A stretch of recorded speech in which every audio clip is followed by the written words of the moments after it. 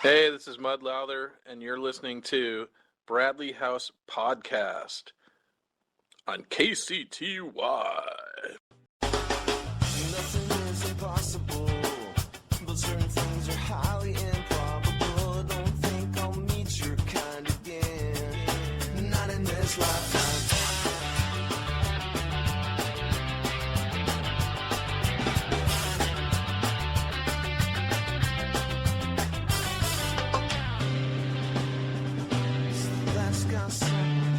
Hey guys, come on in, grab a seat, make yourself at home, as you should when you're a guest in Bradley's house.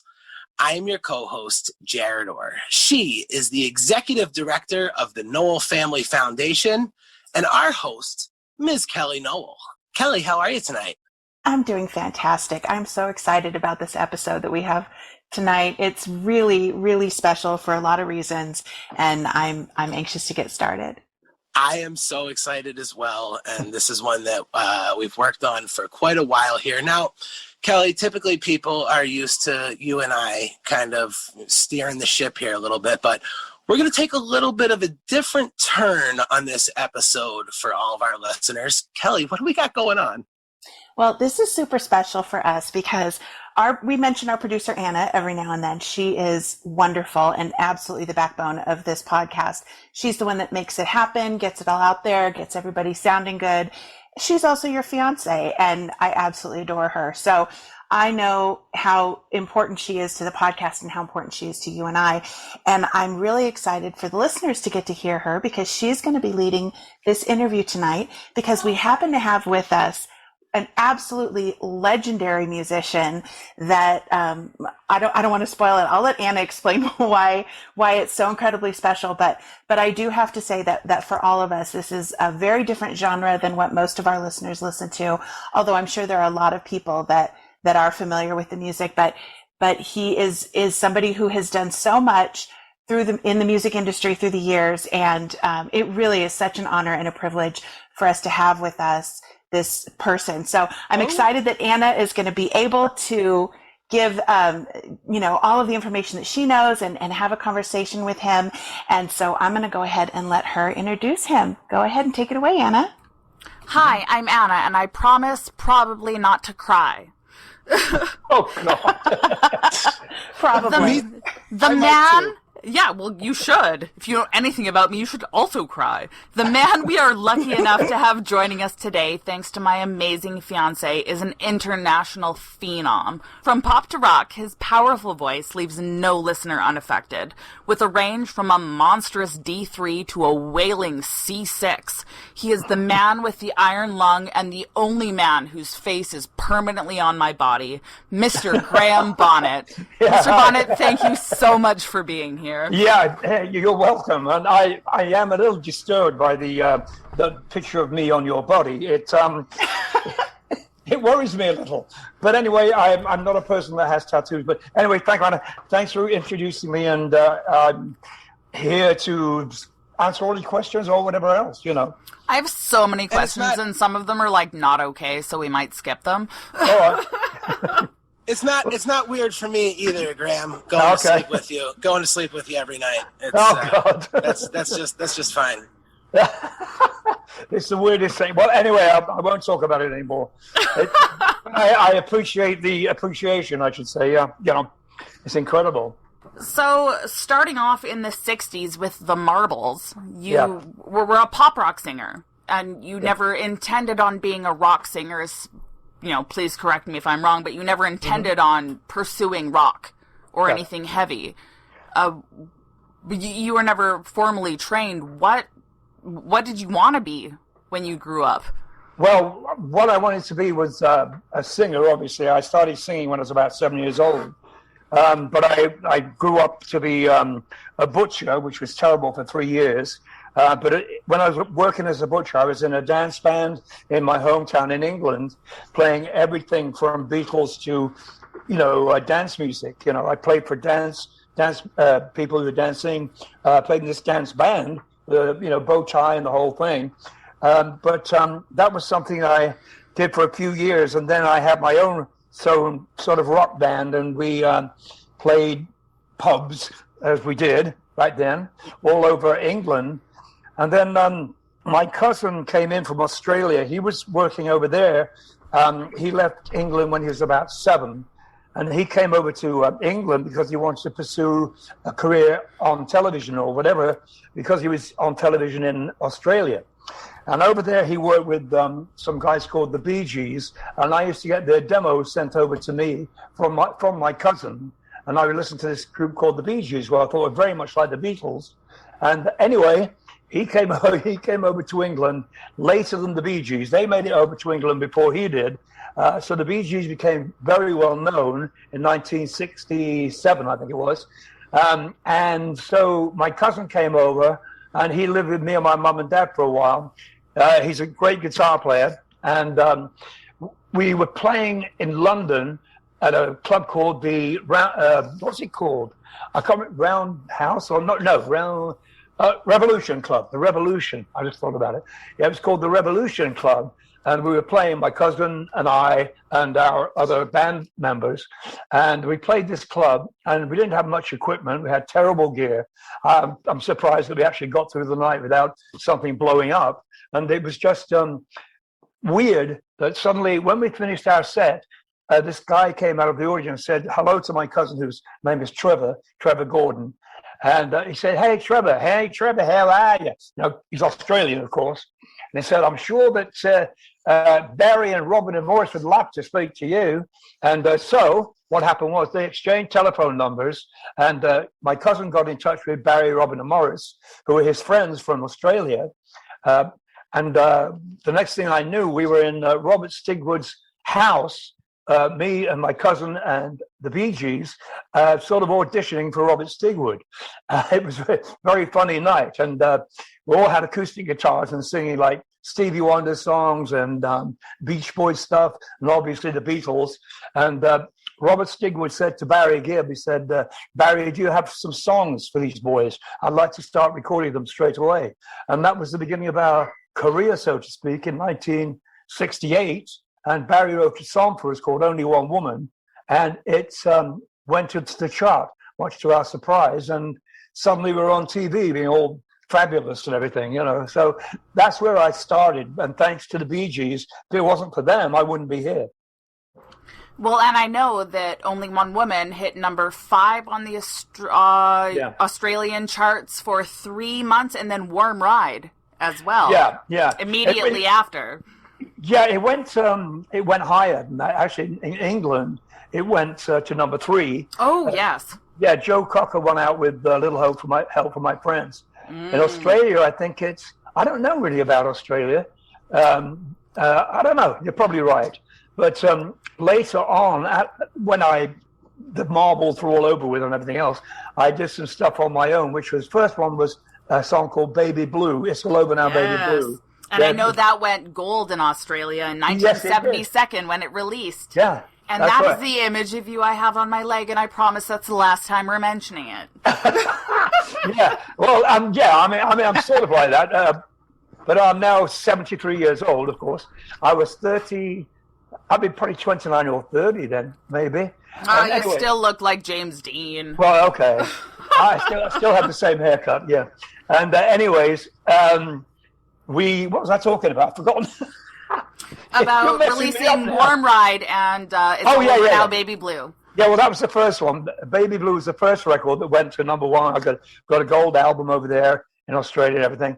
And then Warm Ride came secondly, which Robin Gibb wrote for me, which was kind of cool. So I always had a great attachment to the Gibb brothers. As I said, if it wasn't for them, I wouldn't be talking to you probably, because of that very first song we recorded, the Only One Woman song. That song got me a few jobs, including Rainbow later on. Yes, and it was 1 year, but what a year. Mm-hmm. But before we talk about Rainbow, I want to jump back to when you quit the Marbles. What jingles did you produce? Jingles? Yes, advertisement jingles. No, actually, I did some jingles on my own. Yes, on your own. Yeah, for Levi's jeans and and Ski Yogurt, I believe, and also Ritz crackers. I knew it. I was going to say, you can't tell me you didn't do jingles. Yeah, well, I thought you meant the two of us. Oh, no. We separated like after 2 years of the Marbles. He went his way and I went- 69, I believe. Yes, yeah. Yes. Stigwood didn't want to carry on with us, and he wanted to take me to be sort of a Tom Jones guy. So I'd be doing Vegas type songs, and I didn't like that. So I left Stigwood's, and so did Trevor. They didn't want Trevor. So Trevor left, well, actually, really, because they weren't looking after him. And we parted ways, but of course, he lived not too far from where I lived. And I decided I didn't want to be Tom Jones. One is enough. And I wasn't into, it's not unusual, songs like that. That wasn't my thing. I liked R&B and, pop, whatever. Anything but that sort of really corny, love is like candy on the shelf, all that stuff. That wasn't me. So I left Stigwood's too, which was probably a big mistake. But at the same time, I had offers from lots of different bands. And am I correct when I say that you didn't know who Rainbow was before you auditioned for them? Yeah. Oh, absolutely. I have no clue. I went to the office one day when I was, in my baby blue Australian times, where I had a hit thing on my own. And my manager said to me, you've been asked to audition for this band called Rainbow. And I said, well, who are they? Because when I heard the word Rainbow, I thought like, a folk group or something, And no, he told me that Richie Blackmore was a guitar player, Roger Glover was the bass player, etc. He said, basically, it's kind of like Deep Purple, but a new version of. And what I had to do was go buy the Rainbow records and listen to what kind of music it was, because they gave me an audition piece to learn, which is a song called Mistreated. And so I learned that, and I went over to Switzerland and auditioned for Rainbow in this sort of castle place. And I knew nothing about it. I had no idea what music was like until I heard the old albums, which Ronnie Dio was on, So it was a bit of an interesting trip, because I thought, well, this is not really me. This is not what I want to do. But anyway, my manager said, you better go, because he could see money coming in for himself, I think. And also, the Rainbow track, Since You've Been Gone, that you're famous and infamous for, shall we say, is actually a cover of the 1976 song by Russ Ballard, which a lot of people don't realize. People just think, Rainbow did it. I know. And that's it. Yeah, but there were actually a few versions of that after Russ's. One by a girl band called Clout. Yes, and I know Dr. May, Brian May, did a cover of it. Yeah, he did it later. Yeah, and which is not. There's only one version of that song. I know, and it's yours. So Russ Ballard will tell you that too himself. Good. He comes to the gig. If I'm playing in London, he comes to the gigs. I mean, he's a great guy. I've known him for years, and I've been in touch with him a few months ago to see if he had a new song for our album, But he doesn't have anything right now that would be suitable, he said. But he said he has an idea for a song that somebody else covered, but we could do it too. And he said we would do a better version. Anyway, I'm not quite sure what it's called, but I think Bruce Dickinson did a version of this other song. I don't know what he did. Sorry, go ahead. Yeah, no, I mean, he just... he's working a lot. I know that. He's doing a lot of live stuff. And he's songwriting is like endless. He goes on for days and days writing songs. I think he's taken a bit of a break, So he didn't have anything for this album. So I said, okay, never mind. Maybe the Alcatraz album, the new one. Mm-hmm. Which we're all very excited for. And that brings us about to Jeff Loomis of Nevermore an Arch Enemy. And as an Arch Enemy fan, I cannot put into human understandable words how excited I am to have you two collaborate, because it's going to be absolutely insane. Do you want to touch a little bit on how that all came about? Well, yeah, I mean, I split from my band, the so-called Alcatraz, and I came home and I said to Bethany, what the fuck am I going to do now? I've left these guys. They want to keep our horrible manager, which they did. because he left. Our manager left for some reason. He said, I'm done with this. Goodbye. I'm free. And anyway, I thought, oh, good. He's gone. And what happened was the other guys decided to keep my horrible manager on. And I said, well, come on, we can get better than that. And they didn't want to continue with me. So that's fair enough. So I'm going to do something on my own. And we talked about it for a while. And Bethany and I came up with the idea, how about doing our own Alcatraz? Because as I said, they're trying to, trademark that name for themselves. They may get the name, but I don't think so. If they do, they'll have the name, but not the music. The music is, I got the music in me. The music is Graham and his pals, It's always going to be Alcatraz and then real Alcatraz. Anyone, and for the rest of time, for the rest of years, this podcast is up and to the public. Just know that there is, amateur Alcatraz, and then there's Graham Bonnet Alcatraz. So make the proper choice, listeners. There's only Graham Bonnet Alcatraz, and obviously we've seen this happen a lot. And many bands. Pink Floyd has two touring, Rat, Great White. And the fact of the matter is that the fans are going to choose to, spend the money on the one that counts, and that's the one with you, Graham. And a lot of times, bands try to redo it or recapture the magic, and it's just less than when you don't have the original. Yeah. Well, they have the opportunity. We would like to share the name if that's the way it's going to be. It'll be Graham's Alcatraz and whatever they want to call their Alcatraz. But they need the name to get them some kind of, listening power or whatever, because there's nobody in the band that was featured except for me, the guitar player, Yngwie Malmsteen, Steve Vai, and Danny Johnson. We were the mainstay of those bands. We wrote all the songs, and that was the sound of Alcatraz. When Yngwie came along, he was perfect. And then when Yngwie went off to do a solo career, in comes Steve Vai, perfect again. And then he got a better job. And then Danny Johnson, but now he got a better job too with Steppenwolf. So he went on tour with Steppenwolf for a million years. But Danny was very much a blues player. Steve Vai was a very inventive player who I loved writing with. And Yngwie was, of course, like a very young Richie Blackmore when he joined us. It was fantastic. When I saw this kid play, I was blown away. He's still good.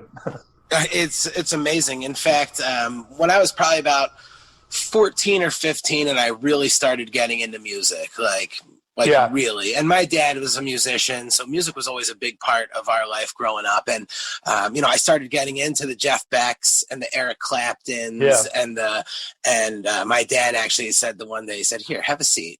And he put in he had a Yngwie, one of his solo albums. Yeah. And I was just like, what the fuck is this? Oh my God. So some of these guitar players that you're mentioning that you've had a chance to play with, these are all-time greats. Yeah, pretty much, and well, that is one thing we tried to do when we were forming Alcatraz. My manager and I got together and said, well, what can we do to get some, an audience to be interested in us? He said, well, you just left Rainbow. We need to get somebody in the band that's been in a famous band or sort of famous band. So we had the keyboard player and the bass player from a band called New England who had a hit at one point back then. And then Jan Uvina, who was with Frank Zappa, he came into the band, and of course, he was the drummer. And then later, we found Yngwie through somebody just told us about this kid. This guy said to us, "I heard you've been looking for somebody who plays like Richie Blackmore." And I said, "Yeah, because we'd like to put a band together that's very much like in the Rainbow kind of genre, that kind of thing, keyboards, guitar, blah blah blah, and a real good guitar player." He said, "Well, you won't find any better than this kid. He's Swedish, He's 18 years old." And we got in touch with him, and he came along to the audition and walked in, and I thought he looks like Richie Blackmore. He had the same kind of clothes on and everything, and I just taken aback by that. And what I said to him, I spoke to him on the phone before we did the rehearsal, the audition, I should say. I said, "Could you learn this song?" And it wasn't a Rainbow song. It's one of my songs. that had nothing to do with going, widdly widdlies or anything.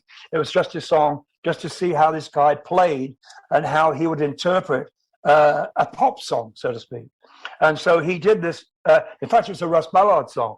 And he got up there and he played this song. And I was blown away.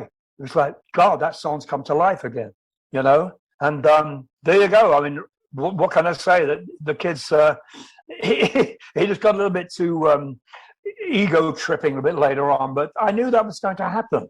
And he deserved to be on his own, really. He didn't really need a band. But I think we were a good platform for him to start off, Yeah, but let's be honest. And again, I will be. You don't have to agree to anything. But his solo stuff, the songs are not good. The guitar playing is phenomenal. It's world class. Yeah. But I'm just not a fan of. I liked him in the bands, but the solo stuff, it wasn't the greatest to me. Maybe just not for my taste. Right. Yeah, I haven't heard any of his stuff because I really don't want to listen to it. I'm not a fan of just instrumental albums, etc. I always want to hear the singer because that's what I do. I always go, oh, he's good, or he's terrible, or she's good. Yeah, that's great. But to listen to a guitar player, they sometimes get stuck in one little rut where they're going, they're doing scales all over the place, and there's no interest within the song. But Yngwie, I must say, when he was with us, he played the song. He didn't just play a solo. He played the freaking song, and he listened to what I was singing, and he would emulate some of the things I did, and we both traded in a way during the melody of the song. There was a lot of guitar players, I won't mention who, but they just play willy over everything, and that's not songwriting to me. That's just showing how you can play different scales. He eventually, Yngwie did get it together when we were on stage and didn't play over what I was doing when it came to a verse or something. In the studio, he was fine. He had no problem. He was really, really good in the studio. But when it came to playing live, because he's 6 foot tall and a young kid and playing this amazing guitar, he was taking over the stage. And, he knew this, and his ego grew like incredibly. But I understood that. I understood it completely. And I knew that he would go his own way one day. Somebody will say to him, hey, kid, you don't need these guys, these old farts. You come with me and I'll make you a star, And that's sort of what happened. But, I saw that he would have his own career. But good luck to him. I haven't seen him for years. That does lead me to my next question of you being a notorious vocal powerhouse, where you're known for projecting and being, just a stage taking. You project, you're a loud vocalist. Is there any truth to I want to say a rumor, but in 83, 84, that your voice was strained because you had to project over how high Malmsteen's amps were turned up? No? My voice did go way before I was in a band. When I was in England, I was recording a lot, and I had, when the Marbles ended, I'll tell you exactly what happened. When the Marbles came to an end, I was so disillusioned, disappointed, everything. I just had no faith in myself whatsoever, and I lost my voice for about a year until I did Baby Blue, in fact, later on. But during the Yngwie period, no, I don't remember that. Well, I might have had a cold or something once in a while, but I never had to strain over Yngwie or anything like that. But the thing is, he could turn up to 11, and I can't. A vocalist, you can't compete with a guitar. You really can't, or a tall guy that's played a freaking guitar. And it was just, sometimes the volume he played at was, deafening. That's why I can't hear very well these days, And that's the only, but we never really had a time when I took a dive or took time off because I lost my voice that I can remember anyway. Well, that answers that question. Now, bringing back your insane range, which is a D3 to a C6, which is insane. Absolutely. Is that just like a casual 3 octave? I'll just go from this? Do you know something? It depends what day, if the wind's blowing in the right way, the right direction on the day, sometimes those notes come out and I go, where the fuck did that come from?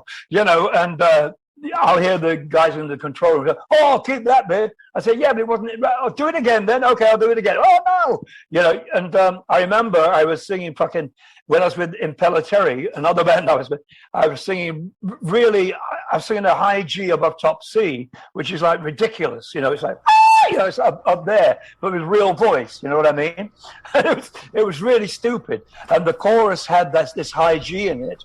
And I said, I'm only going to do this once. So can you fly this high G into every chorus, which they did. I think I have 3 octaves. I'm not sure, but I think it's about that, yes. I was going to say it's like 3 and 4 notes because I'm weird and I know that stuff. Yeah. Yeah, I mean, I try, you don't have to be high. I can also sing low. I can do... Oh, absolutely. Well, because I like to call you a baritone. Yeah, right? You can hit the lows, but you can also really confidently and casually hit those highs, but you have an amazing low. Yeah. Well, I mean, thank you. I know that when I'm recording what I call bass parts to harmonies, when I was in Alcatraz, I would do a bass part on some of the harmonies, and so I'd have to go into the studio kind of 8 in the morning or something, or 9, while my voice was still asleep, and I could get my lowest note when I'm asleep is a low D, which is... I was going to say, I think a D3 was from 2014 Stardust Reveries. I mean, it's... But that's nice full lows. Yeah, absolutely. Yeah, well, sometimes, yes. It depends if I've blown my nose enough or something. I don't mean coke. I mean, if I'm a little under the weather, I can't get low notes very well at all. And the mid-range, that's the hardest part of singing this kind of music is, to me, the mid-range to have the melody in a lower register, then a higher range, to keep the melody there. But then when you get to the really high range, it becomes easier if you are a little bit sick. It doesn't really matter. You can do all that stuff. Use your head voice instead of your throat and chest voice, which is a trick. It's a trick. A lot of people do it. I mean, God, Rob Halford and et cetera, that's the way they use their voice, but I'm not very good at falsetto, so I always try to sing with real voice, chest voice and throat and face voice. And so but with your range from a D3 to a C6, it's never a head voice. It's always chest and properly projected, and that is insane to me. I was playing piano, and Jarett and Kelly can attest to this today. I was like, listen to this, and I was like, this is a D3. And then I played a C6, and I was like, now everyone has to listen to how insane this is. It was impressive, I'm not going to lie. Super impressive. Oh, there you go. Well, anyway, that's enough of blowing my trumpet. No, it's something that I hope I can keep forever, until I one day don't sing anymore. But I mean, we're recording it as I speak. At the moment, we're recording. I record all my vocals at home, so we're doing an album now for the GB band, Graham Bonnet band, and we've got 5 tracks done. Jeff is actually playing on this too, Jeff Loomis, and also Don Airy from Rainbow, and let's see who else. Oh my God, I can't think of the list. But there's a few people on there that have nicely come along and said, we'll play on that, Graham. Oh, okay then. Yeah, so all right. And they didn't ask for money, which is great. Well, it's a bonus. Now you had a back surgery in 2019, so you actually toured sitting on a stool. Yes, I did. And people thought, oh, he's just laying back and being cool, and the truth was you were in immense pain and just had surgery.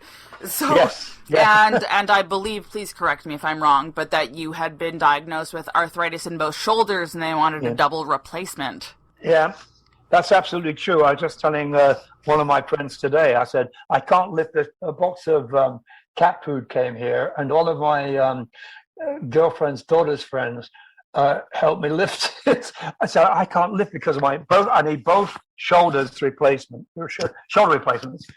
left and right, and also my left ankle and my right knee.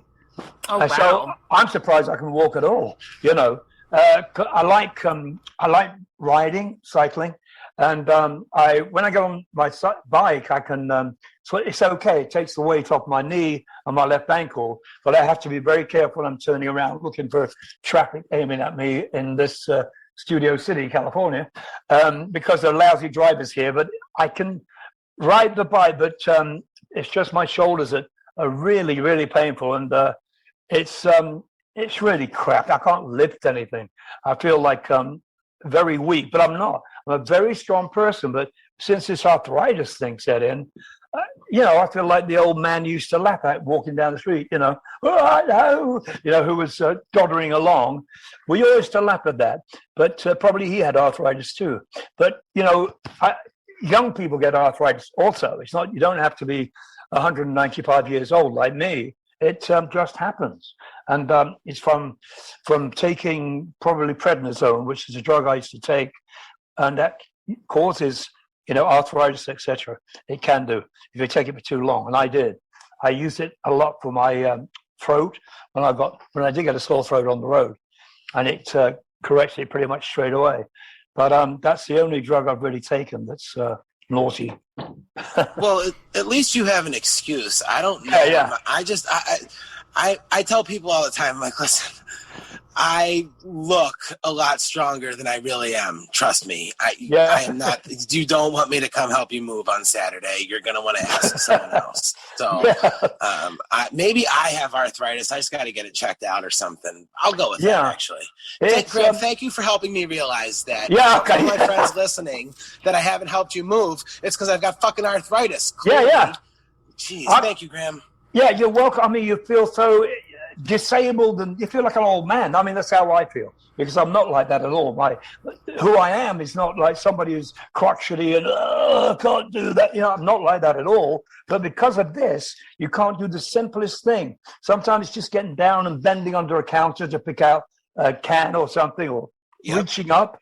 Reaching up is I have a hard time, but it's something that can be cured, and it can be. But I've got a lot of freaking surgery to be done. That's the only thing. The back is done, and so I'm okay. I can stand up now. I'm fine.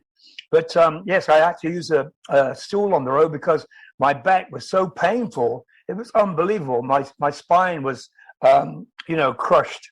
One of the what do you call it? The bones in your spine.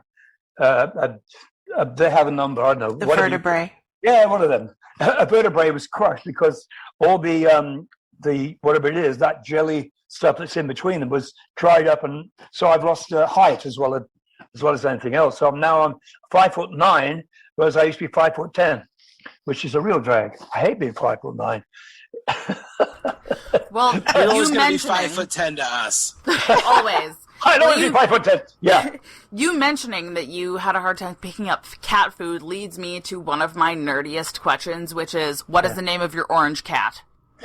Which one? We've got two. The orange one that waved in an interview last year. I don't know. Which cats? How many cats do you have, and what are their names? Well, we have Rex, who's the oldest cat, who's very sick at the moment. Oh, no. He's really thin and he has cancer. So no teeth. So I'm feeding him with a spoon, his food every day, trying to fatten him up. But we found out they have mouth cancer. And it's a bit worrying. The other one is, his name is Gumbo. Oh. Gumbo. And we found him one night. My girlfriend's daughter were outside. They were both outside, and they heard this meowing. They went out and tried to find where the meowing was come from. And actually, this kitten, was inside the chassis of the car. He got in there somehow. So they dragged out this little kitten who was about, I don't know, probably about 7 inches long or something like that. Now he's fat as hell. It's huge. We've only had him, a year? Just that, not even a year. But he eats like a maniac. So that's Gumbo, and Rex is the old man, And as I said, he's fighting like crazy to stay alive. He loves being alive. He loves fighting with this kitten. Tells him off, when he comes to have a taste of his food. But it's very upsetting because, we all know what it's like to have an animal. They become your child, sort of thing. We all do the same thing, and to have a child look so, worn and thin, and I don't know if he is sad, but he's obviously in a little bit of pain. It's heartbreaking. I've lost a lot of animals. Yeah. I mean, we all have had dogs and cats and whatever. And I always used to say to myself, well, I'm not going to have another dog or another. I always get dogs. I'm not going to have another dog. And then, of course, I did. I got another damn dog. Because it's like I don't want anything to be a replacement for somebody I've lost. Absolutely. Yeah, it's weird, isn't it? But you sort of get over that and go, okay, well, I'm sure that he wouldn't like me to be miserable like I am.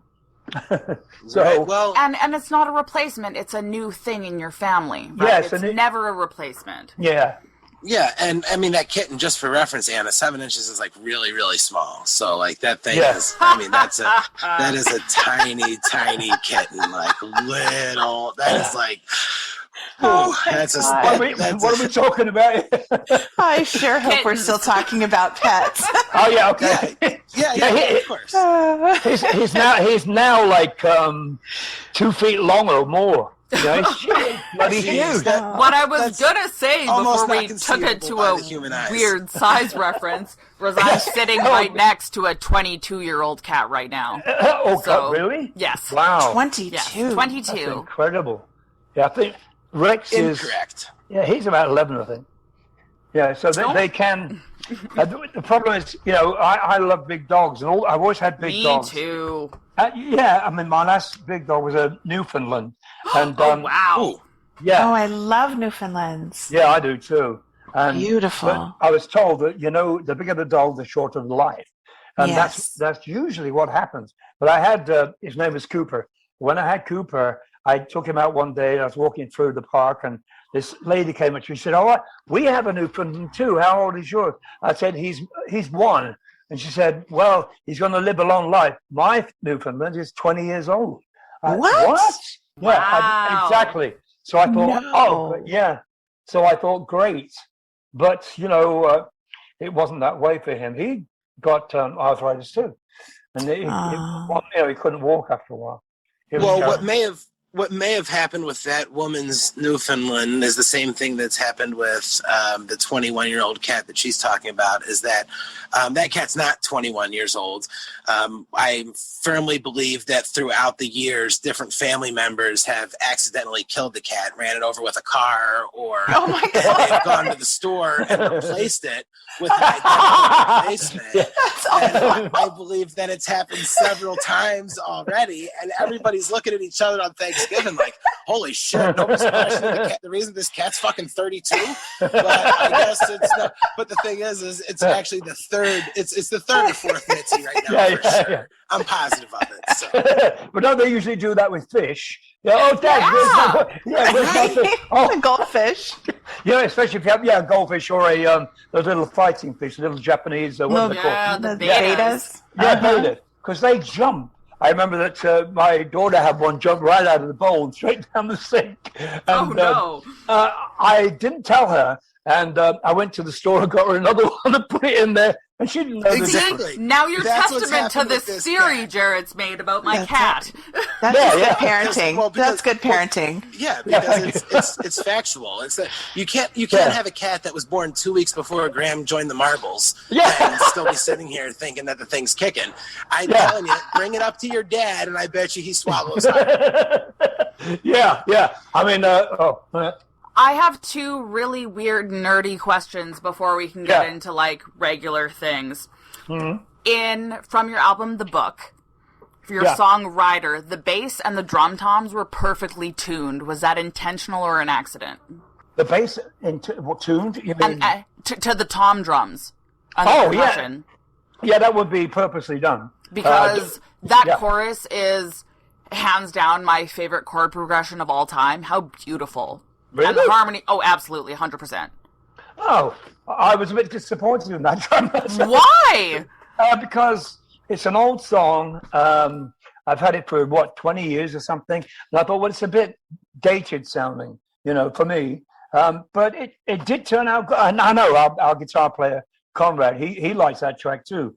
But when we played it live, and I thought, this is not working. It never worked live. That's one reason why I got kind of pulled off it, I think. I mean, it sounds okay on the album, yeah, but when we played it live, it just didn't come together somehow. Was it because you were missing like 8 other harmony vocals? Yeah, probably. Okay. Well, see, that's it.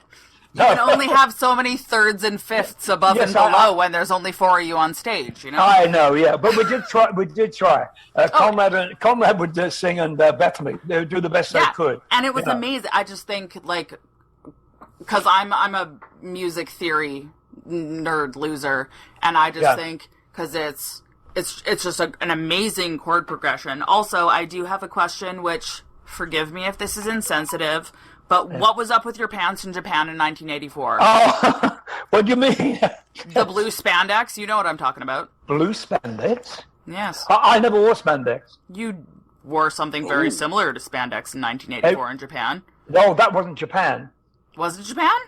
No. Are you sure? You're talking about England. Oh, maybe it was England. Sheffield.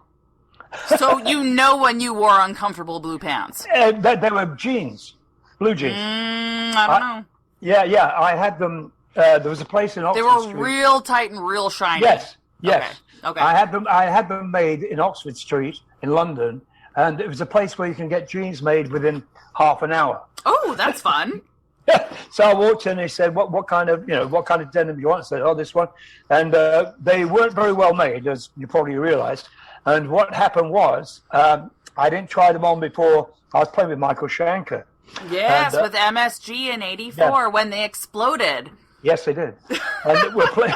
I've been past the place. Actually, said that's where we play because I played with Michael recently. And anyway, we went past this place. It's Sheffield University or Sheffield something.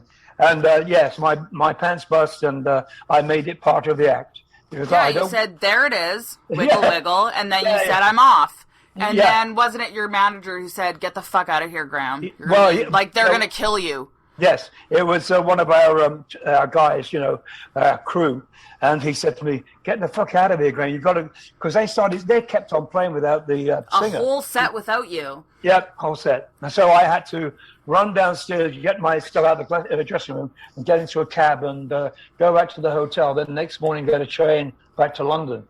We were supposed to play a day later, but they fired me, obviously, because the concert that was coming up was quite a big deal.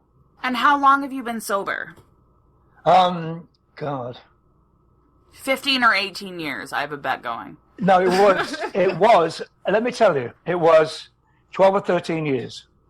And I fell off the wagon. You know when the viral thing started happening, the COVID thing? I had a terrible time. I split up with the band, as I was telling you, the Alcatraz band, because I've been driven into the ground by them, to be honest with you. I was absolutely exhausted. And me and Bethany, we split up as well.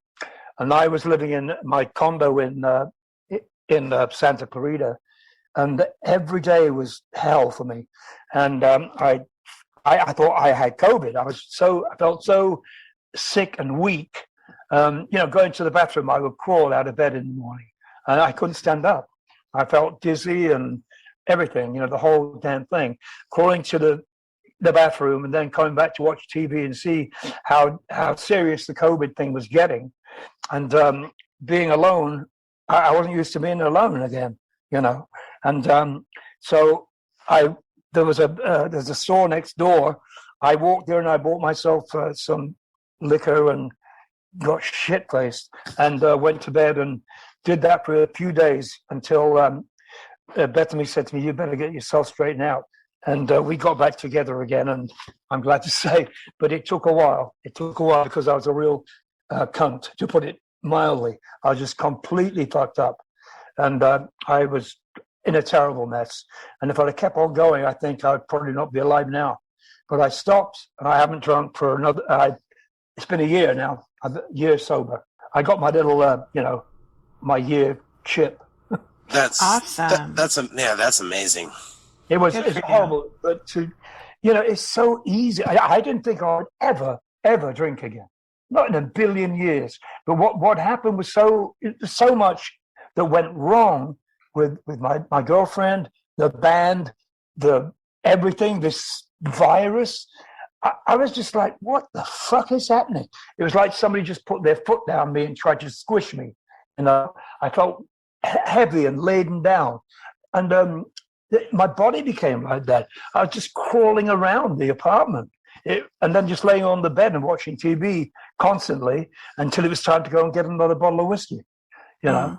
But it's you can never say it won't happen again. I hope it never happens again, because I never craved a drink at all. And when this happened, it was like, I've got to do something to take this pain away. And that was the only thing that did it. So I could drink and drink until I got really tired and fell asleep and didn't have to think at all.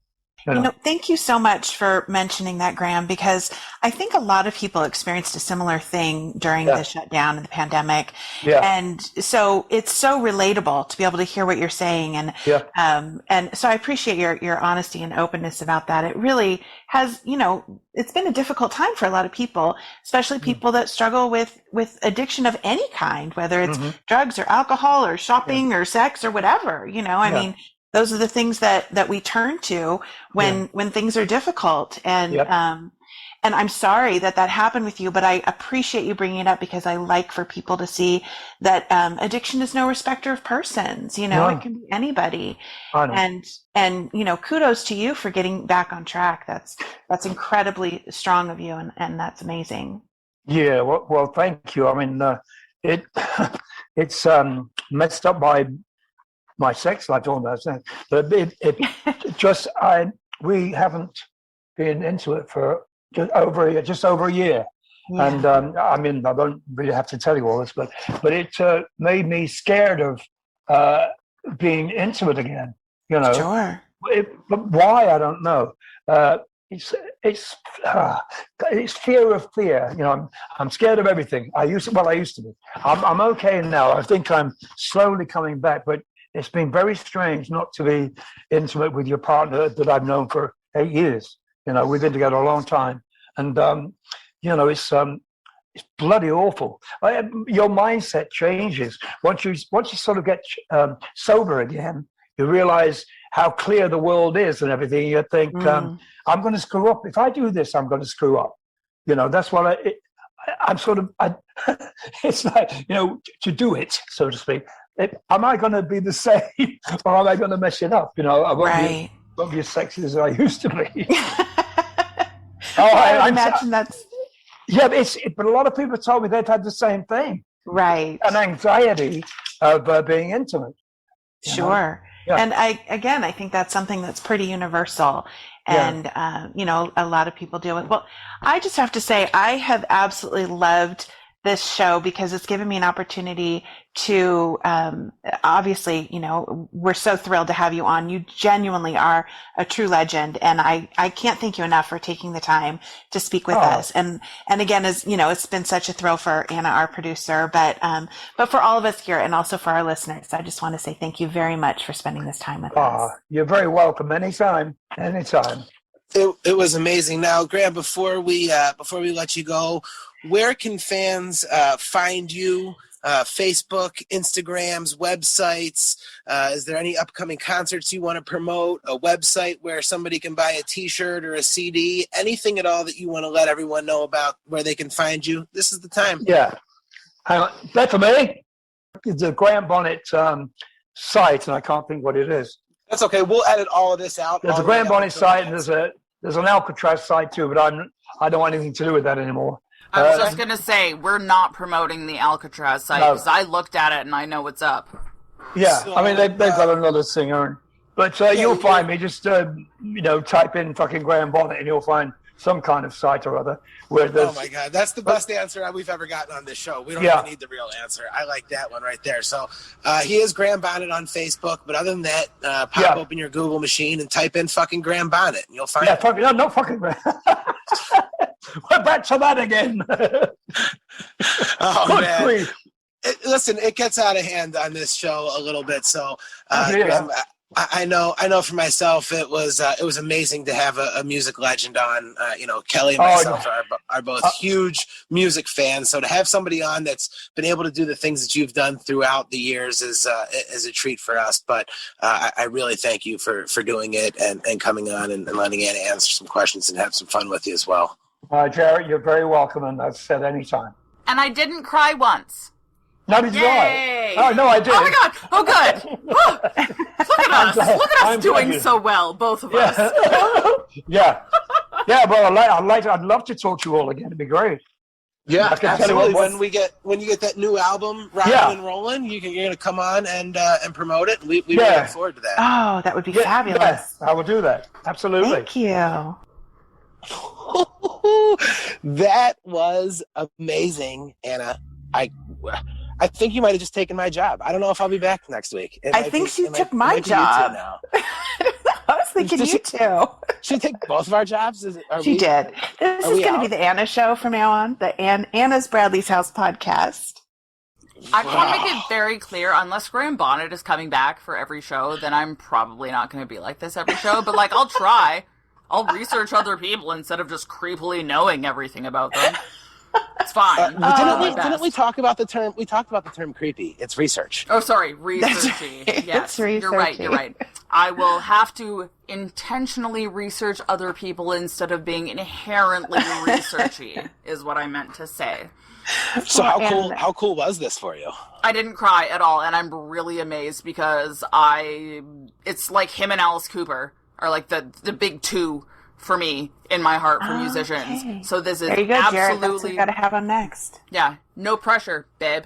Love you so much. Just reach out to Alice Cooper. It's all good. We can get Alice Cooper, no problem. I mean, we got Graham Bonnet. Yeah, we got Graham Bonnet. Which is, I just, like I said, I feel like I blinked and suddenly this interview was done and I had just successfully spoken understandable human words to a person I'd never ever thought in a million bajillion years I'd ever be lucky enough to, I don't know, like yell at from like across a room. And here we are with me having... You're a big deal. I told you that. You're a big deal. Anna. And I have to say, you could not have chosen a better person to have tattooed on your body because he is wonderful. Isn't he fantastic? Yes. What a stand-up guy. Yeah, besides how clearly talented he is from his music, just so great to see that he's a genuinely nice guy and super fun to talk with and so humble and yet so personable. And I was very impressed. I was just very excited. And once again, just self-high five. I didn't cry. So you deserve it. You did. Thank you did you. amazing. So in fact, I already know Kelly. Don't even think of it. Kelly's like, man, I can take a few sick days now, maybe. And I'm just Next time I can't make it, I'll be like, Anna's got this. Yeah, I'm just calling to the bullpen. No, we need you. So, but it was. I'm up definitely for it, but cool... it better be pretty impressive. Just saying. Well, listen, there's only one Graham Bonnet, and I knew that this was only going to happen one time, so I'm happy that it happened. Anna's strictly about the legends. That's it's it. True. Those only the ones. Yeah. And she's thank our you. legend I series. just want to take a second to say thank you so much, Jarett, for making this happen. Because not only is he, an amazing example of someone who's recovered and gone through hardship, so to provide an example for the reason why we need Bradley's House, but also because I'm a huge fucking fan of this. Was fucking insane. So he only talked to me because I know Kelly, so you should thank her. Oh wait, not true. You don't mean that he didn't talk to you because I already sent him a picture of your young, was 28-year-old at the time, girlfriend's tattoo of his face on her leg? And I'm pretty sure that's why.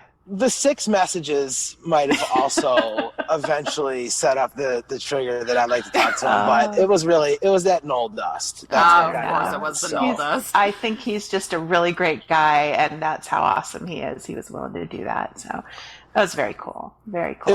It was really cool, and as Anna mentioned and Graham mentioned both, that we did talk a little bit about his recovery, and he was in the teens, and he realized that he kind of fell off and he got right back on. So it was amazing to hear that from him. And guys, that's the whole reason why we're doing this podcast.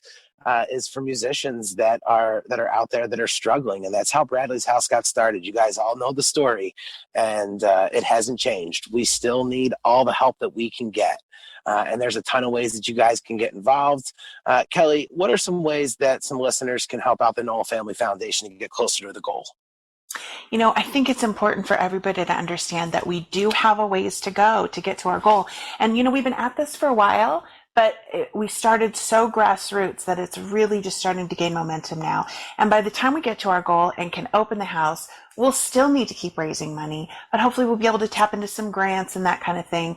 But I just want to thank everybody who's given so far to something that's totally unproven. They're just doing it out of faith in our family and in what we're doing, and out of their love for Bradley and Sublime. And so we're just so incredibly grateful for everybody being on this journey with us.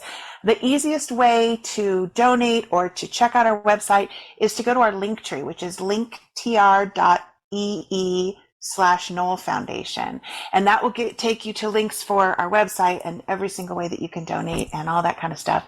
But once again, thank you to everybody who has donated and everybody who is currently donating and buying the merchandise and tuning into the podcast and liking and subscribing and all that. Every single thing makes a huge difference. So from my family to you, thank you so much. Now, of course, we end every single episode with a tune. Now, usually we pick out an awesome tune from the house that Bradley built. You guys can find that compilation at law-records.com. You can hear the music on YouTube at Law Records page. Of course, you can also hear the songs and catch all of our previous guests in the archives at the Bradley's House YouTube page. I am at JaredOr222. She is at the Knoll Family Foundation. You can always reach Kelly at any of the Knoll Family Foundation social media pages. We are out of time, but what are we going to play for a song today, Anna? It's not from the house that Bradley built, even though that is an amazing album, but from the album The Book. We have one of my favorite songs, which is apparently a disappointment to Mr. Graham Bonnet, but it's fine. It's one of my favorites. We have the song Rider.